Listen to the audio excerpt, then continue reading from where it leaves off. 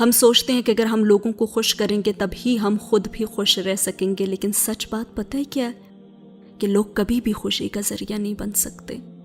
ہم جتنا دنیا میں مگن ہوتے جائیں گے نام اتنا ہی گم ہوتے جائیں گے، ہم جتنا دنیا کے قریب ہوتے جائیں گے نام اتنا ہی اللہ سے دور ہوتے جائیں گے۔ تو ہمیں بیلنس رکھنا ہے، اور اب یہ بیلنس کیسے رکھنا ہے؟ ہمیں بس سچ کا ساتھ دینا ہے اور سچ ہی کہنا ہے، کیونکہ اگر ہم ایسا کریں گے تو ہی ہم اللہ کے بندے کہلائے جائیں گے، اور تبھی اللہ ہم سے راضی ہوگا۔ ہمیں اللہ کے علاوہ کسی پر بھی انحصار کرنا ہی نہیں ہے۔ میری نانی کہا کرتی تھی، depending on Allah is the only way of independence. Allah کی قید میں رہنا ہی ہماری آزادی کا واحد راستہ ہے۔ جب اللہ پہ بھروسہ کر لیتے ہیں نا تو پھر آپ کو کسی پر بھی بھروسہ کرنے کی ضرورت نہیں پڑتی۔ جب آپ اللہ سے مانگنے لگتے ہیں نا تو پھر آپ کو کسی سے بھی مانگنے کی ضرورت نہیں پڑتی۔ جب آپ اللہ کو دوست بنا لیتے ہیں تو پھر آپ کو کسی بھی دوست کی ضرورت نہیں پڑتی۔ آپ بس آزاد ہو جاتے ہیں، کیونکہ پھر آپ انسانوں سے امیدیں لگانا ہی چھوڑ دیتے ہیں نا، اور تب آپ کو یہ سمجھ آ جاتی ہے کہ جو دینا ہے اللہ نے ہی دینا ہے، تو پھر ہم نے بھی جو مانگنا ہے وہ صرف اللہ سے ہی مانگنا ہے، اور یہ انسان کی نا سب سے بڑی جیت ہوتی ہے۔ Depending on Allah is the only way of independence. سبحان اللہ۔ پھر اس آیت میں اللہ کو غالب اور زور آور کہا گیا ہے۔ ہم یہ الفاظ اس کے لیے استعمال کرتے ہیں جو ہر چیز پر قدرت رکھنے والا ہے، تو اللہ ہی تو قادر ہے، القادر، مقتدر، قدیر، وہ صرف ہمارا اللہ ہی تو ہے۔ اللہ کے پاس ہر چیز کا کنٹرول ہے، دلوں کا بھی کنٹرول اللہ ہی کے پاس ہے۔ اللہ کے ایک حکم میں نا بے پناہ طاقت ہے، وہ سب کو روکنے کی طاقت رکھتا ہے، وہ دلوں کو بدلنے کی طاقت رکھتا ہے، وہ سب کر سکتا ہے لیکن کوئی بھی اسے نہیں روک سکتا۔ سب اس کے اختیار میں ہے لیکن وہ کسی کے اختیار میں نہیں ہے۔ وہ اتنا طاقتور ہے کہ کائنات کی ہر چیز اس کے سامنے کمزور نظر آتی ہے۔ وہ اتنا انپریڈکٹیبل ہے کہ انسانی سوچ بھی اس کا اندازہ نہیں لگا سکتی۔ زبردست اور زور آور جبار کو کہا جاتا ہے، یعنی جبر کرنے والا، اپنی طاقت سے کسی چیز کو ٹھیک کرنے والا یا کسی چیز کی اصلاح کرنے والا۔ اللہ اپنے قانون کو اور اپنے فیصلوں کو اپنی پوری طاقت سے نافذ کرنے والا ہے۔ کوئی بھی اس کے اور اس کی حکمتوں کے بیچ میں نہیں آ سکتا۔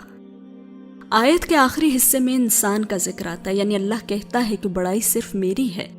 تو جو انسان بھی خود کو بڑا تصور کرتا ہے یا پھر میرے اختیاروں کو اپنے ہاتھ میں لینے کی کوشش کرتا ہے، پھر وہ ہمیشہ ذلیل و خوار ہوتا ہے۔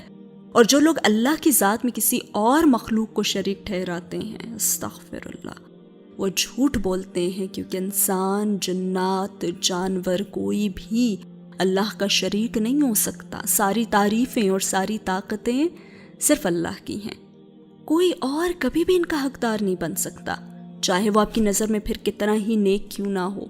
اللہ کی جگہ کوئی نہیں لے سکتا، اللہ کی جگہ کوئی بھی نہیں لے سکتا۔ اس لیے آپ نے کسی بھی جھانسے میں آ کر آپ نے اپنی جگہ نہیں چھوڑ دینی جو اللہ کی نظر میں آپ کے لیے ہے۔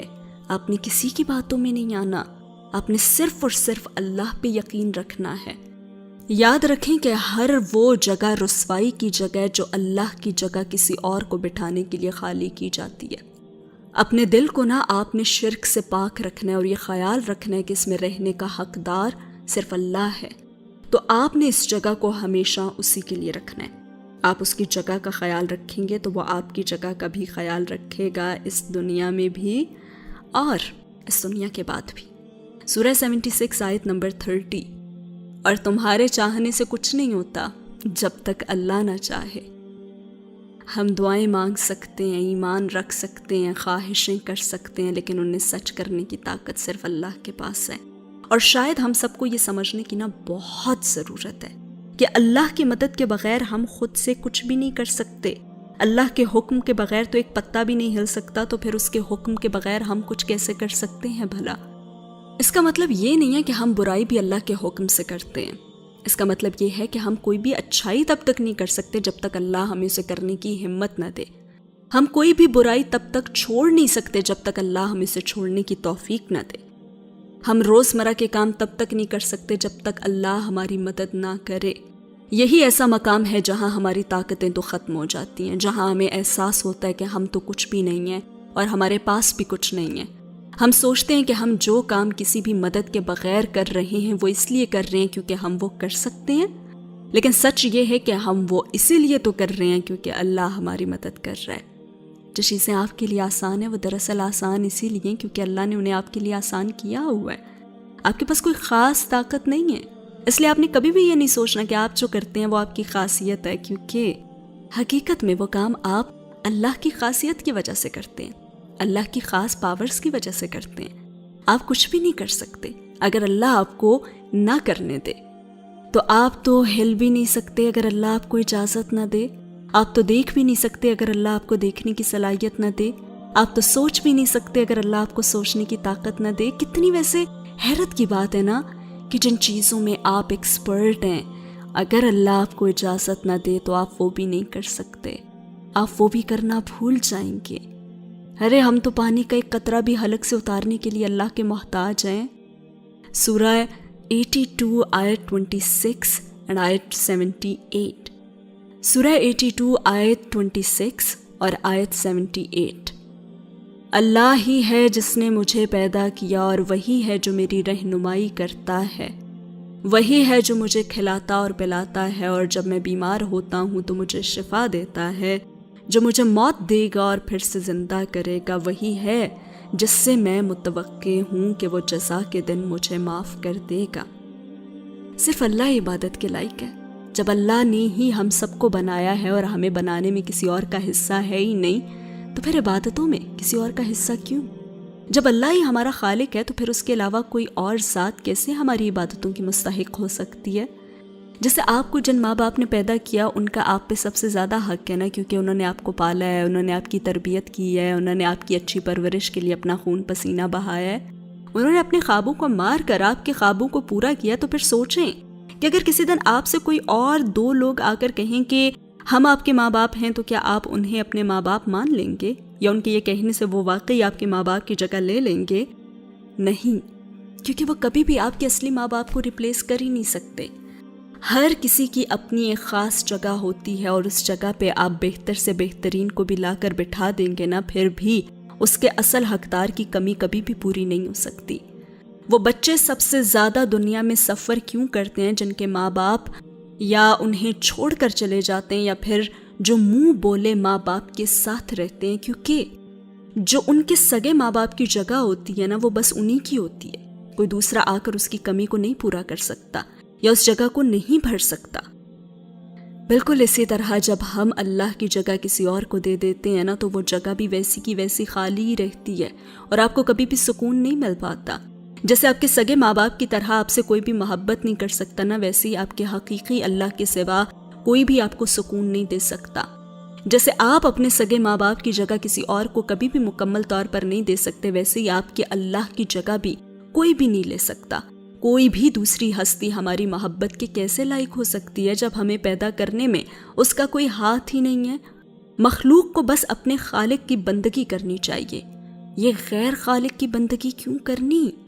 کیونکہ اللہ ہی ہے جو ہمیں کھانے کو دیتا ہے، پہننے کو دیتا ہے، اللہ ہی ہے جو زمین کو اناج اگانے کا حکم دیتا ہے تاکہ ہم کھا سکیں، اللہ ہی ہے جو ہوا کو چلنے کا حکم دیتا ہے تاکہ ہم سانس لے سکیں، اللہ ہی ہے جو پانی کو بہاتا ہے تاکہ ہم زندہ رہ سکیں، اللہ ہی ہے جو ہمیں ترکیبیں بتاتا ہے اپنی ضرورتوں کو پورا کرنے کی تاکہ ہم زمین پہ رہنا سیکھ سکیں۔ کوئی اور ہے ایسا جو یہ سب کر سکے، جو زمین سے اناج اگا سکے، جو پانی بنا سکے، جو ہواؤں کو چلا سکے؟ تو جب اس کے علاوہ کوئی بھی یہ نہیں کر سکتا تو پھر جھگڑا کس بات کا ہے؟ جب اللہ کے علاوہ کسی میں اتنی طاقت ہی نہیں ہے تو پھر کسی اور کو خدا ٹھہرانا کیسا؟ اگر اللہ نے انسان کو بس پیدا کر کے چھوڑ دیا ہوتا اور آگے کی خبر گیری سے وہ بالکل بے تعلق رہتا، تب شاید یہ وجہ بن سکتی کہ انسان اللہ کو چھوڑ کر کسی اور سہارے کو ڈھونڈنے لگتا، لیکن اللہ نے تو انسان کو پیدا کرنے کے ساتھ ساتھ اس کی رہنمائی، پرورش، حفاظت اور اس کی ضرورتوں کو پورا کرنے کا پورا ذمہ لیا ہے نا۔ جس لمحے انسان دنیا میں قدم رکھتا ہے اسی وقت ایک طرف اس کی ماں کے سینے میں دودھ پیدا ہونا شروع ہو جاتا ہے، اور دوسری طرف کوئی اندیکھی طاقت اسے اس دودھ کو حلق سے اتارنے کا طریقہ بھی سکھا دیتی ہے۔ ایسی رہنمائی کا سلسلہ شروع ہوتا ہے، اور پھر موت تک یہ سلسلہ ایسے ہی جاری رہتا ہے۔ زندگی کے ہر مرحلے میں انسان کو جس جس چیز کی ضرورت پڑتی ہے اللہ نے پہلے سے ہی ان سبھی چیزوں کو زمین سے لے کر آسمان تک پیدا کر دیا ہے۔ دنیا میں سروائیو کرنے کے لیے جن جن کاموں کو کرنے کی ضرورت ہوتی ہے اور ان کاموں کو کرنے کے لیے جن جن طاقتوں کی اور قابلیتوں کی ضرورت ہے، اللہ نے تو انسان کو وہ ساری طاقتیں اور قابلیت دے رکھی ہیں نا۔ صرف اتنا ہی نہیں، اللہ نے تو ہماری جسمانی حفاظت کے لیے ہمارے جسم میں ہی اتنے انتظامات رکھے ہیں کہ سوچ کر عقل حیران رہ جاتی ہے۔ اگر وہ ایسا نہ کرتا تو ایک چھوٹے سے کانٹے کا چپ جانا بھی ہمارے لیے وبال جان ہو جاتا۔ تو پھر اس سے بڑی بھی اللہ کی رحمت کی دلیل اور کیا ہو سکتی ہے؟ کوئی ہو سکتی ہے کیا؟ اور اس سے بھی بڑی ہماری احسان فراموشی کی کوئی مثال ہو سکتی ہے کہ ہم پھر بھی اللہ کو چھوڑ کر ان تمام ضرورتوں کے لیے انسانوں ہی کے پیچھے بھاگتے ہیں اور دوسروں کے سامنے اپنا دامن پھیلا دیتے ہیں۔ ہمارا معاملہ اللہ کے ساتھ صرف دنیا اور اس زندگی تک محدود نہیں ہے کہ پیدا ہونے کے ساتھ یہ معاملہ شروع ہوا اور موت کے بعد یہ ختم ہو جائے گا، نہیں، بلکہ اس زندگی کے بعد جو اس کا انجام ہے وہ بھی اللہ کے ہاتھ میں ہی ہے۔ وہی ہے جو ہمیں اس دنیا میں لاتا ہے اور وہی ہے جو ہمیں واپس بلا لیتا ہے، اور دیکھیں لوٹ کر تو ہمیں اپنے رب کے پاس ہی جانا ہے، اور دنیا میں ایسی کوئی بھی طاقت نہیں ہے جو انسان کی اس واپسی کو روک سکے۔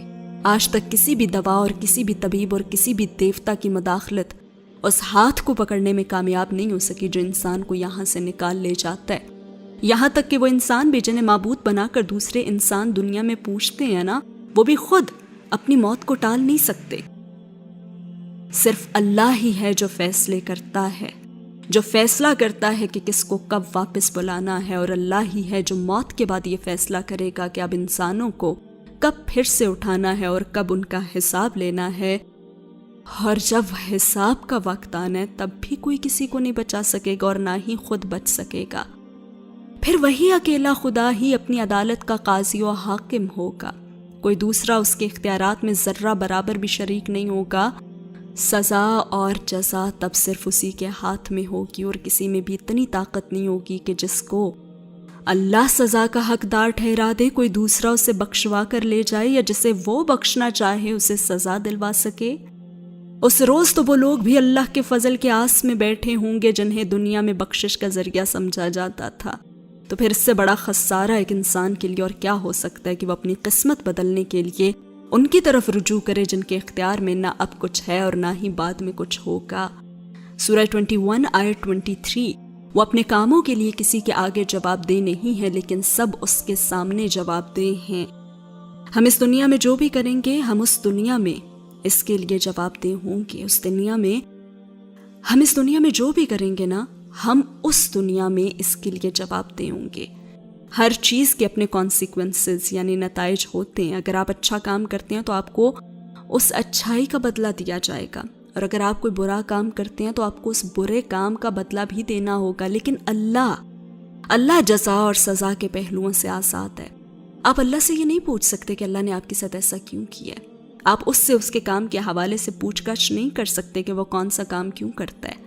آپ اسے اپنے اور اس کے کسی بھی معاملے میں جواب دہ نہیں ٹھہرا سکتے۔ آپ اس کے فیصلوں پہ سوال کرنے کا حق تو رکھتے ہی نہیں ہیں۔ آپ اسے مشورہ تو دے ہی نہیں سکتے کہ کون سا کام کیسے کرنا ہے، اور نہ ہی آپ اسے نصیحت کر سکتے ہیں کہ کون سا کام اسے کیسے کرنا ہے۔ وہ سب جانتا ہے جب آپ کچھ بھی نہیں جانتے۔